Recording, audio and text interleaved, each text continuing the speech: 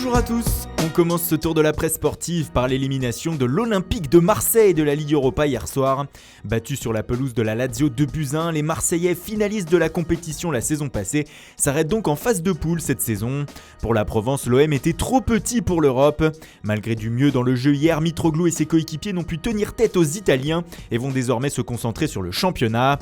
De l'autre côté des Alpes, le Corriere dello Sport est taquin ce matin. Au revoir Rudy, titre le média. Ancien entraîneur de la Roma, le coach marseillais a donc été battu 2 fois par le voisin Laziale. En Angleterre, Arsenal s'est qualifié pour les 16e de finale en décrochant un match nul contre le Sporting 0-0. Mais cette qualification est passée au second plan pour les Gunners après la terrible blessure de Danny Welbeck.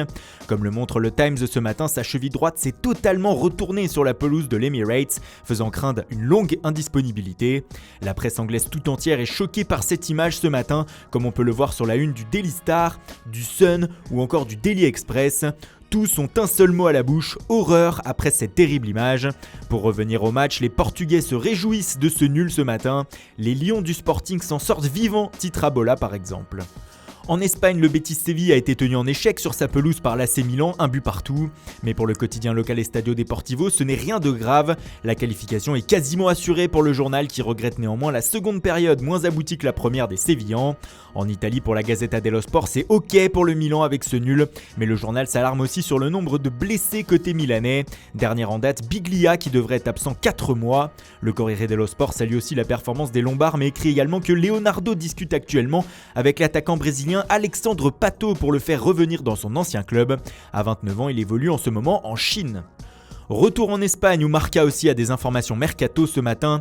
Selon le quotidien, le Real Madrid aurait posé une option afin de recruter dès janvier le défenseur central de l'Espagnol Barcelone, Mario Hermoso, tout fraîchement appelé en sélection espagnole par Luis Enrique. Il s'agirait d'un retour si le transfert avait lieu puisque l'Espagnol a été formé au Real et dispose d'une clause de rachat de 7,5 millions d'euros de la part des merengues.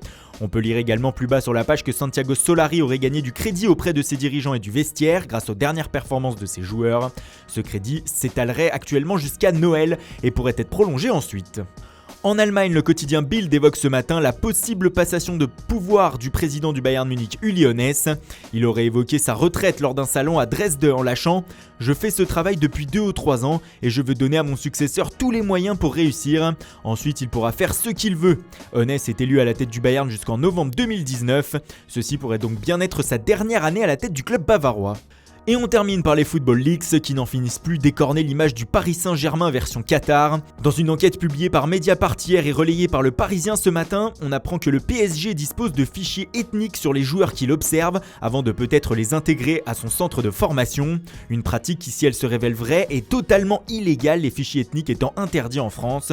Pour le Parisien, cette révélation suscite un malaise au sein du club, mais aussi du football français, surtout après les autres enquêtes de Football Leaks qui ont révélé cette semaine les arrangements du PSG sur le fair play financier ou encore sur le transfert de Kylian Mbappé. Ce dernier a d'ailleurs répondu à ces accusations au micro de France Info hier. Le champion du monde a déclaré « Je tiens à préciser que je paye tous mes impôts en France sur tous mes revenus. Après, il ne faut pas oublier qu'il y a des négociations et tout ce que j'ai fait, même s'il y a plein de choses qui sont fausses, je l'ai fait dans les règles. » Voilà, c'est tout pour aujourd'hui. Merci pour votre fidélité. Bonne journée à tous et rendez-vous dès demain matin pour une nouvelle revue de presse.